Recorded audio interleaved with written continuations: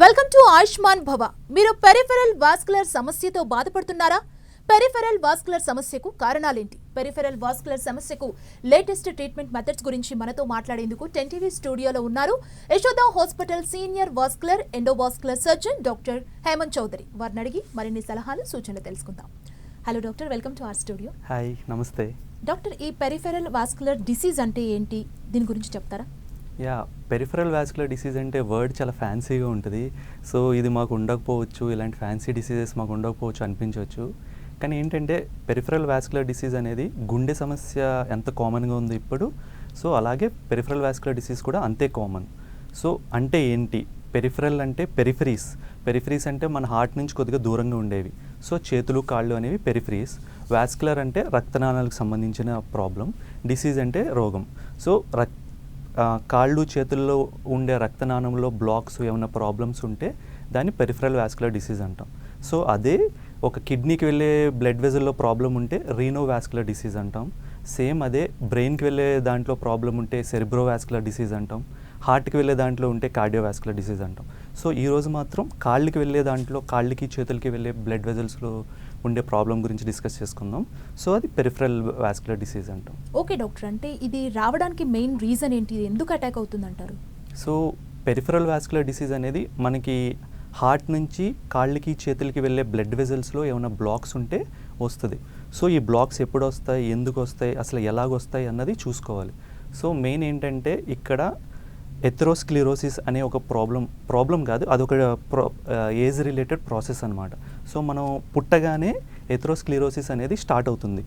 So ఆ ఎథెరోస్క్లిరోసిస్ అనేది జరగటం వల్ల రక్తనాళాలు గట్టిగా అవుతాయి. సో ఈ గట్టిగా అవ్వటం వల్ల అవి లోపల థిక్నెస్ పెరిగిపోయి బ్లాక్స్ వచ్చే ఛాన్స్ ఉంటుంది. ఇది మన బాడీ ఎలా డిజైన్ అంటే ఒక 100 years ప్రాసెస్లో మనం పుట్టిన దగ్గర నుంచి ఒక 100 yearsకి వెళ్ళేసరికి అది కంప్లీట్గా థిక్నెస్ పెరిగి బ్లాక్ అయ్యి అప్పుడు ప్రాబ్లం వచ్చేటట్టు మన బాడీ డిజైన్ అయింది. కానీ కొంతమందిలో కొన్ని కారణాల వల్ల ఈ ప్రాసెస్ అనేది ఒక 100 yearsకి రావాల్సింది ఒక 80 years లేకపోతే 60 years 50 yearsకి వచ్చేసే ఛాన్స్ ఉంటుంది అనమాట. సో ఇది ఎప్పుడు వస్తుంది, ఎందుకు వస్తుంది అంటే 3 కారణాలు ఉంటాయి.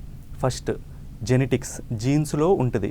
సో జనరల్గా మన జీన్స్లో మన డిజైన్ ఎలా అయిందంటే 100 yearsకి రావాలి. ఈ డిసీజ్ అనేది ఒక 100 yearsకి రావాల్సింది కొంతమందిలో వారసత్వంగా 100 yearsకి రావాల్సింది 60 yearsకో 70 yearsకో వచ్చే అవకాశాలు ఉంటాయి. సో ఇది ఫ్యామిలీస్లో రన్ అయ్యే ఛాన్స్ ఉంటుంది. సేమ్ హార్ట్ ప్రాబ్లం ఎలా ఫ్యామిలీస్లో ఉంటుందో అలా పెరిఫెరల్ వాస్కులర్ డిసీజ్ కూడా ఫ్యామిలీస్లో రన్ అయ్యే ఛాన్స్ ఉంటుంది. సో ఈ జెనెటిక్ కాజ్ ఉన్న వాళ్ళలో ఈ డిసీజ్ వచ్చే ఛాన్స్ ఉంటుంది, first cause. Next underlying disease, మనలో ఏదన్నా అండర్లయింగ్ డయాబెటీస్ కానీ షుగర్ కానీ హార్టిరైటిస్ అనే కాజ్ ఉంటుంది. ఇలాంటి కండిషన్స్ ఉంటే ఈ డయాబెటిక్ పేషెంట్స్లో ఈ ఎథెరోస్క్లిరోసిస్ అనే ప్రాసెస్ చాలా ఫాస్ట్గా జరుగుతుంది. సో ఒక 80-90 yearsకి 100 yearsకి రావాల్సింది వీళ్ళలో 50 yearsకి వచ్చేసే ఛాన్స్ ఉంటుంది. Same goes with hyper tension, BP. So ఇవి కంట్రోల్లో ఉంచుకుంటే ఆ డిసీజ్ ప్రాసెస్ అనేది కూడా స్లో అవుతుంది. ఇది మనం కంట్రోల్లో ఉంచుకోకుండా ట్రీట్మెంట్ సరిగ్గా తీసుకోకపోతే ఈ షుగరు, బీపీ ఈ పేషెంట్స్లో ఈ ఎథెరోస్క్లిరోసిస్ అనేది ఫాస్ట్గా జరిగి ఈ డిసీజ్ త్వరగా మేనిఫెస్ట్ అవుతుంది అనమాట. ఇది అండర్లయింగ్ కాజెస్ వల్ల. Last but not the least, very important, మన లైఫ్ స్టైల్ చేంజెస్, మన habits, they are very dangerous. So మనకి స్మోకింగ్ అనేది అలవాటు ఉంటే ఈ డయాబెటీస్ ఉన్న వాళ్ళల్లో కంటే చాలా ఫాస్ట్గా ఈ ఎథెరోస్క్లిరోసిస్ అనేది ముందుకు వెళ్తుంది. మన సెడెంటరీ లైఫ్ అంటే ఎటువంటి ఎక్సర్సైజులు లేకుండా ఖాళీగా కూర్చుంటే కూడా ఆ కొలెస్ట్రాల్ అనేది బ్లడ్ వెజల్లో అక్యుములేట్ అయ్యి ఎథెరోస్క్లిరోసిస్ అనే దాన్ని ఫాస్టన్ చేస్తూ ఉంటుంది. మన ఫుడ్ హ్యాబిట్స్, బాగా ఫ్యాట్ ఎక్కువ ఉన్న ఫుడ్ తీసుకున్నా ఇలాంటివి చేసినా సరే బ్లడ్లో కొలెస్ట్రాల్ లెవెల్స్ పెరిగితే అవి బ్లడ్ వెజల్లో అక్యుములేట్ అయ్యి ఎథెరోస్క్లిరోటిక్ ప్రాసెస్ని ఫాస్టన్ చేసి త్వరగా వస్తుంది. సో ఈ 3 కండిషన్స్లో ఏదున్నా సరే త్వరగా వస్తుంది. ఈ 3 కండిషన్స్ ఉంటే వాళ్ళు ఇంకా త్వరగా వచ్చే ఛాన్స్ ఉంటుంది.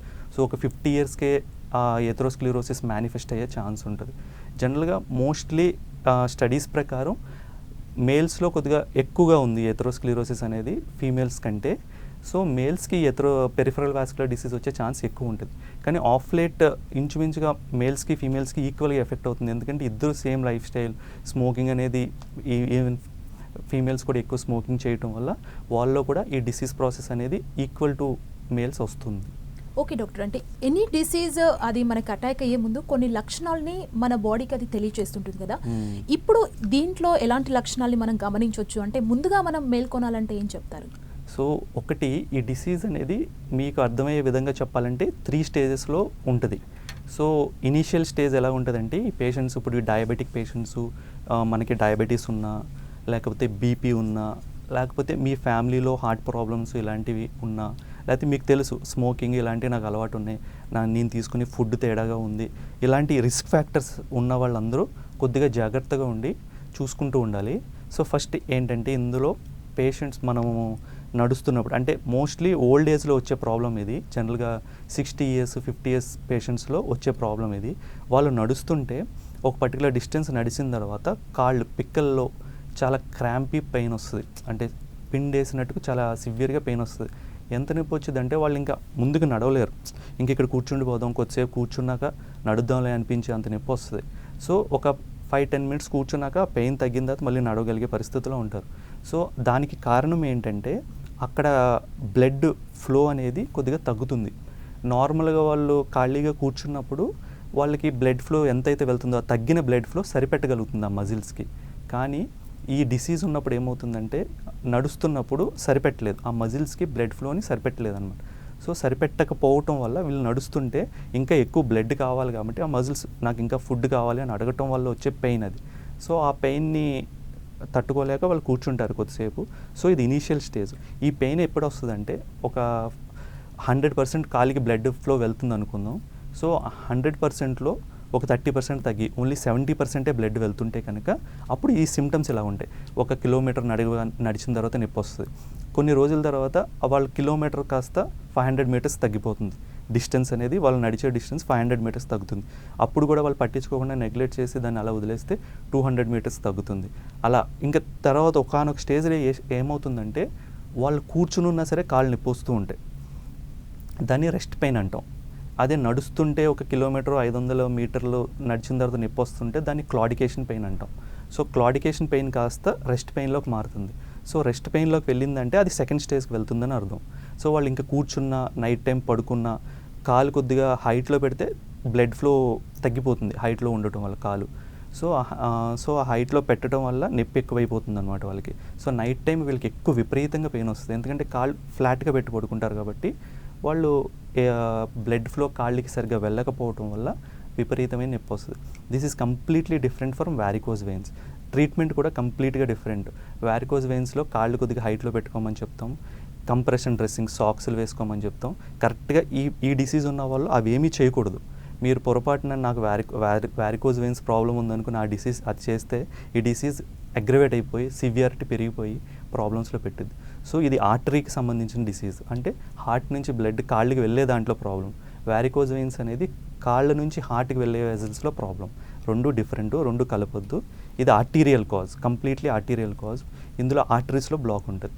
సో సెకండ్ స్టేజ్ అంటే రెస్ట్ పెయిన్, అంటే ఖాళీగా కూర్చున్నప్పుడు కూడా పెయిన్ వస్తుంది. ఇది ఎప్పుడు వచ్చిందంటే కాళ్ళకి బ్లడ్ వెళ్ళే దాంట్లో 50% తగ్గిపోతే, సో ఓన్లీ 50% బ్లడ్డే వెళ్తుంటే, లేకపోతే 50% కంటే తక్కువ వెళ్తుంటే రెస్ట్ పెయిన్లో వస్తుంది, విపరీతమైన పెయిన్ వస్తుంది. ఎందుకంటే నర్వ్స్కి కూడా, అంటే మన కాళ్ళకి వెళ్ళే నరాలకి కూడా బ్లడ్ కావాలి. నర్వ్ అంటే చేతులు కాళ్ళు కదపడానికి అవసరమైంది. అంటే మన ఇంట్లో చూసుకుంటే కరెంటు వెళ్ళేది నరాలు అంటారు, ట్యాప్ పైప్స్ ఉంటాయి కదా, అవి బ్లడ్ వెజల్స్ లాగా అనుకోవచ్చు. సో నరాలకు కూడా బ్లడ్ సప్లై అవ్వాలి అవి బతకాలంటే. సో నరాలకు వెళ్ళే బ్లడ్ సప్లై కూడా తగ్గిపోతుంది. సో అవి చెప్తాయి బ్లడ్ తగ్గిపోతుందని. అది ఎలా చెప్పుద్ది అంటే పెయిన్ కింద చెప్పుద్ది. మన బాడీ ఎప్పుడైనా సరే ఎక్కడైనా పెయిన్ వస్తుందంటే అక్కడ ఏదో ప్రాబ్లం ఉందని అర్థం. జస్ట్ ఓ పెయిన్ కిల్లర్ వేసేసుకుని తగ్గిపోయింది అనుకుంటే కుదరదు. పెయిన్ కిల్లర్ నొప్పిని తగ్గిస్తుంది, ఆ డిసీజ్ని తగ్గించదు. సో ఆ డిసీజ్ ఏంటన్నది తెలుసుకుని దానికి మంచి ట్రీట్మెంట్ ఇస్తే తప్ప దానికి మంచి క్యూర్ ఉండదు, డిసీజ్ నెక్స్ట్ లెవెల్కి వెళ్ళిపోతుంది. సో ఈ రెస్ట్ పెయిన్ ఉంది. ఈ రెస్ట్ పెయిన్ కూడా మనం నెగ్లెక్ట్ చేసి పట్టించుకోకుండా వదిలేస్తే నెక్స్ట్ వచ్చేది పుండు, కాలికి గాయం అవుతుంది. నార్మల్గా రెండు రకాలుగా అవుతుంది గాయం. ఒకటి ఏదైనా చిన్న దెబ్బ తగిలితే అక్కడ పుండు పడి ఇంకా అది మానదు, వేళ్ళలో రక్తం తక్కువ వెళ్తుంది కాబట్టి మనం ఏమి యాంటీబయాటిక్స్ తీసుకున్నా, ఎంత ఫుడ్ తీసుకున్నా, ఏం చేసినా సరే తగ్గదనమాట. సో అప్పుడు మనం ఇది ఎందుకు తగ్గట్లేదు అని ఆలోచించి మనం ఈ వాస్కులర్ సర్జన్ దగ్గరికి వెళ్ళటం, చూపించడం చేస్తే మనకి ఒక ట్రీట్మెంట్ వస్తుంది. సో నార్మల్గా మనకి బ్లడ్ ఫ్లో నార్మల్గా ఉన్న వాళ్ళకి చిన్న చిన్న దెబ్బలు తగిలినా మనం పట్టించుకోని అవసరం లేదు, అది వెంటనే మానిపోతుంది. కానీ ఈ పెరిఫరల్ వాస్కులర్ డిసీజ్ ఉన్న వాళ్ళలో చిన్న దెబ్బ తగిలినా సరే అది చాలా పెద్ద పుండు కింద మారి కాలిపోయే స్టేజ్ దాకా తీసుకెళ్ళిపోతుంది. సో ఇది ఫైనల్ స్టేజ్ అనమాట. సో పుండు పడి అది మానట్లేదు, చాలా రోజుల నుంచి నేను డ్రెస్సింగ్లు చేయించుకుంటున్నాను మానట్లేదంటే దానికి కారణం ఈ పెరిఫరల్ వాస్కులర్ డిసీజ్ పేషెంట్లో ఉండొచ్చు అని సస్పిషన్ అయితే ఉండాలి. పుండు మానకపోవడం. ఓకే డాక్టర్, అంటే నాకు ఇంకొక డౌట్ ఏంటంటే, అంటే మీరు చూసిన మీ కేసెస్లో డయాబెటీస్ ఉన్న వాళ్ళలో ఎక్కువగా ఇది వస్తుందా, లేదంటే నార్మల్ పేషెంట్స్లో ఎక్కువగా కనబడుతుందా ఈ పెరిఫెరల్ వాస్కులర్ డిసీజ్ అనేది? సో ఈ పెరిఫరల్ వాస్కులర్ డిసీజ్ అనేది డయాబెటీస్ ఉన్న పేషెంట్స్లో ఖచ్చితంగా చాలా ఎక్కువ కనిపిస్తుందండి. చాలా ఎక్కువ మందిలో ఈ పెరిఫరల్ వాస్కులర్ డిసీజ్ అనే సమస్యతో బాధపడుతున్నారు. వాళ్ళు ఏంటంటే ఖచ్చితంగా డయాబెటిక్ పేషెంట్స్లో పుండులు ఉంటాయి, ఏదో కాలికి పుండు పడతాం ఇలాంటివి జరుగుతూ ఉంటుంది. కానీ ఏం జరుగుతుందంటే వీళ్ళు దానికి రెగ్యులర్గా డ్రెస్సింగ్స్ చేయించుకుంటారు తప్ప అది ఎందుకు తగ్గట్లేదంటే షుగర్ ఉంది నీకు, షుగర్ కంట్రోల్లో లేదు, షుగర్ కంట్రోల్లో లేకపోవడం వల్ల పుండు మానట్లేదు అనుకుంటారు. కానీ వాళ్ళకి బ్లడ్ ఫ్లో సరిగ్గా వెళ్ళట్లేదు, ఆ బ్లడ్ ఫ్లో సరిగ్గా వెళ్ళకపోవటం వల్ల కూడా ఈ ప్రాబ్లం ఉండొచ్చు అని ఆ డైరెక్షన్లో థింక్ చేయకపోవటం వల్ల ఈ ప్రాబ్లం వస్తుంది. సో అది పుండు మానట్లేదు అనేసి ఒక వేలు తీసేయటం, తర్వాత అది పక్క వేలుకి వెళ్ళటం, ఆ వేలు తీసేయటం, మెల్లగా కాళ్ళు తీసేయటం, అలా చాలామంది మిస్డయాగ్నోస్ చేయటం వల్ల కాళ్ళు పోగొట్టుకుంటున్నారు. సో ఒక్కసారి పుండు మానట్లేదు, లేకపోతే నాకు నడుస్తుంటే నొప్పి వస్తుంది, లేకపోతే ఖాళీగా ఉన్నప్పుడు కూడా నొప్పి వస్తుంది అని అనిపిస్తే కనుక ఒక్కసారి మా దగ్గరికి వస్తే ఒకసారి మేము పరీక్షలు చేసి ఏంటనేది చెప్తాం. ఓకే డాక్టర్, అంటే ఎమర్జెన్సీగా హాస్పిటల్కి వెళ్ళే సిచ్యువేషన్ వస్తుందా ఈ డిసీజ్లో, లేదు అంటే అంత టెన్షన్ పడాల్సిన అవసరం లేదంటారా? అంటే ఇది క్రానిక్ కండిషన్ అండి, అంటే సంవత్సరాల కొద్దీ జరిగే ప్రాసెస్. ఈ ప్రాసెస్లో ఏం జరుగుతుందంటే మన కాల్లో ఎక్కడో చోట బ్లాక్ ఉంటుంది బ్లడ్ ఫ్లోలో. సో ఈ కాల్లో బ్లాక్ ఉండటం వల్ల ఎక్కడైతే బ్లాక్ అయిందో అక్కడ నుంచి దాని పై నుండి కిందకి మన బాడీయే న్యాచురల్గా బైపాస్ చేసుకుంటుంది. దాని చుట్టూరు ఉన్న చిన్న చిన్న రక్తనాళాలని కొద్దిగా డెవలప్ చేసి అక్కడ బైపాస్ చేసిద్ది ఆ బ్లాక్ని. సో మనకి ఇప్పుడు ఒక 80% బ్లాక్ ఉందనుకుందాం కాల్లో బ్లడ్ వెజల్లో, సో 20% బ్లడ్ వెళ్తుంది. ఈ చిన్న చిన్న బ్లడ్ వెజల్స్ ద్వారా ఇంకొక 20% చేసి ఒక 40% వరకు బ్లడ్ని పంపించగలుగుతుంది బాడీ. అప్పుడప్పుడు ఏం జరుగుతుందంటే సేమ్ మనకి హార్ట్ అటాక్ వచ్చినట్టుగా ఆ 80% బ్లాక్ ఉన్న చోట బ్లీడ్ అయ్యి క్లాట్ ఫామ్ అవుతుంది. సో క్లాట్ ఫామ్ అవటం వల్ల మొత్తం కంప్లీట్గా బ్లాక్ అయిపోతుంది, అది 100% బ్లాక్ అయిపోతుంది. సో అలా 100% బ్లాక్ అయినప్పుడు పేషెంట్కి సివియర్ సిమ్టమ్స్ ఒకేసారి వస్తాయి. అంటే కాలు కదలిక ఆగిపోవటం, కాలు చల్లబడిపోవటం, దాన్ని ఎక్యూట్ లింబ్ ఇస్కీమియా అంటాం. సో ఈ ఎక్యూట్ లింబ్ ఇస్కీమియా వచ్చింది అంటే ఖచ్చితంగా ఎమర్జెన్సీగా హాస్పిటల్కి రావాల్సి ఉంటుంది పేషెంట్. వాళ్ళు డిలే చేస్తే కాలిపోయే అవకాశం ఉంటుంది. అది ఎక్యూట్ లింబ్ ఇస్కీమియా లేకుండా జస్ట్ ఇలా నొప్పి రావటం, కాలి పుండు మానకపోవటం అనేది క్రానిక్ కండిషన్. ఇలాంటప్పుడు కొద్దిగా లేట్గా వచ్చినా పర్లేదు, మేము కూడా కొద్దిగా అంతా ప్లాన్ చేసుకుని నీట్గా మెల్లగా చేస్తాం. అదే ఎక్యూట్ లింబ్ ఇస్కీమియా ఉంటే ఎమర్జెన్సీగా ఆపరేషన్ చేసి ఆ క్లాట్ క్లియర్ చేయాల్సి వస్తుంది. అంటే ఇప్పుడు ఒక పేషెంట్ మీ దగ్గరకు వచ్చినప్పుడు ఈ పెరిఫెరల్ వాస్కులర్ డిసీజ్ అయినా వచ్చింది లేకపోతే ఇంకేదైనా అని మీరు తెలుసుకోవడానికి ఎలాంటి టెస్ట్లు చేస్తారు ఆ పేషెంట్? సో పేషెంట్ మా దగ్గరికి రాగానే వాళ్ళు చెప్పే కంప్లైంట్స్ని బట్టి అది ఆర్టీరియల్ కాజా, వీనస్ కాజా, లేకపోతే న్యూరలాజికల్ కాజా అనేది డిస్టింగ్విష్ చేస్తాం. అంటే హార్ట్ నుంచి బ్లడ్ కాలికి వెళ్ళే దాంట్లో ప్రాబ్లం ఉందా, లేకపోతే కాలు నుంచి హార్ట్కి వెళ్ళే దాంట్లో ప్రాబ్లం ఉందా, లేకపోతే నరాల్లో ప్రాబ్లం ఉందా. ఈ మూడిట్లో కూడా కాళ్ళు నొప్పి వస్తాయి, నడిస్తే నొప్పి వస్తుంది. సో వాళ్ళని క్లియర్గా క్వశ్చన్లు అడుగుతాం, మీ నొప్పి ఎలాగుంది, నడుస్తుంటే నడిచే కొద్దీ నొప్పి పెరుగుతుందా, లేకపోతే నడిచిన తర్వాత నొప్పి తగ్గుతుందా, కూర్చున్నప్పుడు నొప్పి ఉందా, ఇవన్నీ అడిగితే దాన్ని బట్టి మాకు అర్థమవుతుంది ఇది ఆర్టీరియల్ కాజా, వీనస్ కాజా, న్యూరలాజికల్ కాజా అని. సో మనం ఆర్టీరియల్ కాజు అని మాకు అనిపిస్తే అప్పుడు దానికి కావాల్సిన సీరియల్ టెస్టులు చేస్తాం. ఒకటి యాంకిల్ బ్రేకియల్ ఇండెక్స్, అంటే ఏంటంటే ఇందులో కాలికి ఎంత పర్సెంటేజ్ ఆఫ్ బ్లడ్ వెళ్తుంది, ఇందాక చెప్పాను కదా 70%, 50% అలా. సో ఎంత పర్సెంటేజ్ ఆఫ్ బ్లడ్ వెళ్తుంది అనేది చెక్ చేస్తాం. ఒకసారి ఆ పర్సెంటేజ్ మేము చూసిన తర్వాత ఒక 70% 60% వెళ్తుందంటే ఖచ్చితంగా కాల్లో బ్లడ్ ఫ్లోలో ఎక్కడో బ్లాక్స్ ఉన్నాయని అర్థం. సో అప్పుడు నెక్స్ట్ అల్ట్రాసౌండ్ డాప్లర్ అని ఉంటుంది స్కాన్, అది చేసి చూస్తాం. అందులో ఫ్లో వెలాసిటీస్, ఎంత ఫ్లోలో వెళ్తుంది బ్లడ్, ఎక్కడ వరకు వెళ్తుంది, ఏ బ్లడ్ వెజల్లో బ్లాక్స్ ఉన్నాయి, ఇవన్నీ మనకి తెలుస్తాయి. సో ఇప్పుడు ఇది చేసిన తర్వాత పేషెంట్ స్టేజ్ని బట్టి మేము డిసైడ్ చేస్తాం నెక్స్ట్ టెస్ట్ చేయాలా లేదా అన్నది. పేషెంట్ పుండుతో వచ్చాడు అనుకోండి, మానట్లేదు, ఒక 6 months నుంచి డ్రెస్సింగ్స్ చేసుకున్నాం కానీ మానట్లేదు అని వస్తే అప్పుడు నెక్స్ట్ ఇన్వెస్టిగేషన్ ఏంటంటే సిటీ యాంజియో కానీ ఎంఆర్ఐ యాంజియో కానీ చేస్తాం. అదేంటంటే పొట్ట దగ్గర నుంచి 2 కాళ్ళకి మొత్తం బ్లడ్ వెజల్స్ ఎలాగున్నాయి, ఎక్కడెక్కడ ప్రాబ్లం ఉంది, ఏముంది మొత్తం మనకి క్లియర్గా తెలుస్తుంది. సో ఇది ఎందుకు చేస్తామంటే ఇది ఒకటి డయాగ్నోస్ చేయడానికి ప్రాబ్లం ఎక్కడుంది, ఏ లెవెల్లో ఉందన్నది, ఇంకోటి ట్రీట్మెంట్ ఏం ప్లాన్ చేయాలి, ఎలాంటి ట్రీట్మెంట్ ఇవ్వాలి ఈ పేషెంట్కి అనేది తెలుసుకోవడం కోసం ఆ టెస్ట్ చేస్తాం. సో మా దగ్గరికి పేషెంట్ ఎప్పుడైనా వస్తే నార్మల్ జస్ట్ స్క్రీనింగ్ కోసమే మా దగ్గరికి వస్తే కనుక జస్ట్ ఏబిఐ ఒకటి చేసి వదిలేస్తాం. ఏబిఐలో 9.9 1 వస్తే 1 అనేది నార్మల్, 0.9 to 1.2 అనేది నార్మల్ ఏబిఐ. సో ఆ రేంజ్లో ఉంటే పేషెంట్ సో రీఅజ్యూర్ చేసి if is diabetic strict control of diabetes చెప్పి వాకింగ్ ఎక్సర్సైజెస్ ఏమైనా ప్రివెంటివ్ మెడికేషన్స్ ఇచ్చేసి పంపించేస్తాం. అదే నార్మల్ పేషెంట్ ఎటువంటి రిస్క్ ఫ్యాక్టర్స్ లేవు, జస్ట్ స్క్రీనింగ్ కోసమే మా దగ్గరికి వచ్చారంటే వాళ్ళకి రీఅజ్యూర్ చేసి పర్లేదు మీకు ఇంకేం ప్రాబ్లం లేదని చెప్పి పంపిస్తాం. ఓకే డాక్టర్, అంటే దీనివల్ల బాడీలో వేరే ఆర్గాన్కి ఎఫెక్ట్ అయ్యే ఛాన్స్ ఏమన్నా ఉంటుందా? అలాంటి కేసెస్ ఏమన్నా మీకు చూసారా? ఈ పెరిఫరల్ వాస్కులర్ డిసీజ్ అనేది కాళ్ళకి ఎఫెక్ట్ చేస్తుంది. ఎథెరోస్క్లెరోసిస్ నేను చెప్పాను కదా, డిసీజ్ ప్రాసెస్ మనం పుట్టగానే స్టార్ట్ అవుతుంది, లైఫ్లో కంటిన్యూ అవుతూ ఉంటుంది కదా. ఆ ఎథెరోస్క్లెరోసిస్ అనేది బాడీలో ఉన్న ప్రతి బ్లడ్ వెజల్ని ఎఫెక్ట్ చేస్తుంది. సో మన హార్ట్లో ఎఫెక్ట్ చేస్తే కరోనరీ ఆర్టరీ డిసీజ్ అంటాం. సేమ్ యాంజియోప్లాస్టీ, స్టంటింగ్స్ ఇవన్నీ చేసేది హార్ట్లో ఎథెరోస్క్లెరోటిక్ ప్రాసెస్ వల్ల హార్ట్కి వచ్చే ప్రాబ్లం. సేమ్ అదే కాలుకి వస్తే పెరిఫరల్ వాస్కులర్ డిసీజు. సేమ్ అదే కిడ్నీస్కి వెళితే దాన్ని రీనోవాస్కులర్ డిసీజ్ అంటాం. సో రీనోవాస్కులర్ డిసీజ్ని ఎప్పుడు ఐడెంటిఫై చేయొచ్చు, ఎలా ఐడెంటిఫై చేయొచ్చు అంటే ఈ పేషెంట్స్కి బీపీ వస్తుంది. సో బీపీ అనేది హార్ట్కి ప్రాబ్లం ఉంటే మాత్రమే రాదు. బీపీకి చాలా కారణాలు ఉంటాయి, అందులో ఒక కారణం కిడ్నీ. ఎందుకంటే మన బాడీలో బీపీని కంట్రోల్ చేసేది మొత్తం కిడ్నీస్. సో ఇప్పుడు ఒక్కసారి కిడ్నీకి బ్లడ్ ఫ్లో తగ్గితే అది ఏమనుకుంటుందంటే మన బాడీలో బీపీ తక్కువ ఉంది అని అనుకుంటుంది. దానికి బ్లడ్ ఫ్లో తక్కువ వెళ్తుంటే బాడీ మొత్తానికి తక్కువ వెళ్తుంది అని ఫీల్ అయ్యి బీపీని పెంచడానికి అవసరమైన హార్మోన్స్ని రిలీజ్ చేసేస్తుంది బ్లడ్లోకి. సో ఆటోమేటిక్గా బీపీ చాలా షూటప్ అయిపోతుంది, 160, 190, 200 కూడా వెళ్ళిద్ది ఈ పేషెంట్స్లో. సో మనం ఏమనుకుంటాం, బీపీ పెరిగిపోతుంది, సమ్ కార్డియాక్ ప్రాబ్లం ఉందో వేరేదేవో ఉందో అనుకుని ఈ కిడ్నీని పట్టించుకోకుండా బీపీ తగ్గడానికి ట్యాబ్లెట్ ఇస్తాం.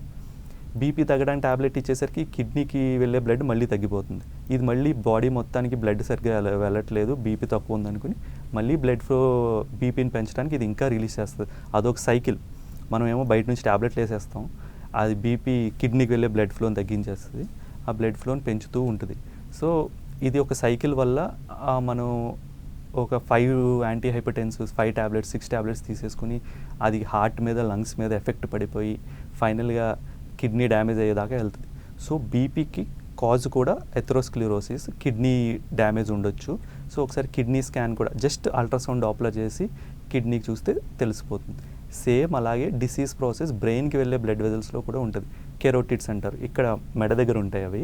కెరోటిడ్స్లో ఎథెరోస్క్లెరోటిక్ ప్రాసెస్ ఉంటే దాన్ని మనం ఎలా ఐడెంటిఫై చేస్తామంటే, పేషెంట్ మన దగ్గరికి ఎలా వస్తారంటే, సడన్గా నాకు ఒకసారి కళ్ళు తిరిగినాయి డాక్టర్, ఒక 5 minutes నాకు ఏం తెలియలేదు, తర్వాత అంతా నార్మల్ అయిపోయింది, ఇప్పుడు బాగానే ఉంది, నాకు ఏం లేదు, జస్ట్ ఒక 5-10 minutes నాకు కళ్ళు తిరిగినట్టుకున్నాను కొంతమంది.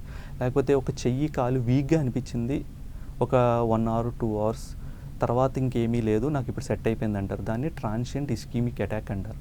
సో అది ఏదన్నా సరే వీక్నెస్ కానీ, కళ్ళు తిరిగినట్టు కానీ, న్యూరలాజికల్ సిమ్టమ్స్, బ్రెయిన్కి సంబంధించిన సిమ్టమ్స్ వచ్చి 24 hours లోపల రిజాల్వ్ అయిపోతే కంప్లీట్గా, అంటే రాకముందు ఎలా ఉన్నాడో పేషెంట్ సేమ్ అలాగే అయిపోతే దాన్ని ట్రాన్షియంట్ ఇస్కీమిక్ అటాక్ అంటారు. అలాంటి అటాక్ ఒకసారి వచ్చిందంటే ఖచ్చితంగా ఒకసారి డాక్టర్ దగ్గరికి వెళ్ళి మనం నెగ్లెక్ట్ చేయకుండా ఇలా వచ్చిందని చెప్తే వాళ్ళు ఖచ్చితంగా బ్రెయిన్ స్కాన్ ఒకటి, కెరోటిడ్ నెక్కి సంబంధించిన బ్లడ్ వెజల్ స్కాన్ ఒకటి చేస్తారు. సో కెరోటిడ్లో ఏమవుతుందంటే అక్కడ డిసీజ్ ప్రాసెస్ వల్ల కెరోటిడ్లో బ్లాక్స్ జరుగుతాయి. ఒక 60-70% బ్లాక్ వచ్చిన తర్వాత ఫ్లో స్లోగా వెళ్తుంది. ఆ 30% లూమెన్లోంచి ఫ్లో స్లోగా వెళ్ళటం వల్ల అక్కడ బ్లడ్లో క్లాట్స్ చిన్నవి ఫామ్ అవుతాయి. ఆ క్లాట్స్ మెల్లగా వెళ్ళి బ్రెయిన్లో ఏదో ఒక పార్ట్లో లాడ్జ్ అవుతాయి. అది బ్రెయిన్లో డిస్లాడ్జ్ అయ్యి అక్కడ ఇష్కీమియా కాజ్ చేయడం వల్ల మనకి ఈ సిమ్టమ్స్ వస్తాయి. మన బాడీ రియాక్ట్ అయ్యి ఆ క్లాట్ని డిజాల్వ్ చేయడం కానీ, ఎందుకంటే బ్రెయిన్ చాలా ఇంపార్టెంట్ కదా, చాలా అలర్ట్గా ఉంటుంది బాడీ మొత్తం. బ్రెయిన్లో ఏదైనా ప్రాబ్లం వస్తే ఇమీడియట్గా రెస్పాండ్ అవుతుంది. సో దాన్ని క్లియర్ చేయడానికి ట్రై చేయడం వల్ల ఈ ట్రాన్షియంట్ ఇస్కీమియా వస్తుంది. మనం దాన్ని నెగ్లెక్ట్ చేస్తే ఏమవుతుందంటే నెక్స్ట్ టైం పెద్ద క్లాట్ వెళ్ళొచ్చు బ్రెయిన్లోకి. సో పెద్ద క్లాట్ వెళ్ళినప్పుడు ఏమవుతుందంటే ఇంకా అది బ్రెయిన్ ఏమీ చేయలేదు, అప్పుడు కంప్లీట్ ప్యారలైసిస్ వచ్చే ఛాన్స్ ఉంటుంది. సో కెరోటిడ్లో ప్రాబ్లం వస్తే కెరోటిడ్ ఆర్టరీ డిసీజ్ అంటారు, దాన్ని కూడా స్కాన్ చేసి చూసుకోవచ్చు. ఇలా ప్రతి బాడీలో ప్రతి బ్లడ్ వెజల్లో ఎథెరోస్క్లెరోటిక్ ప్రాసెస్ జరుగుతుంది.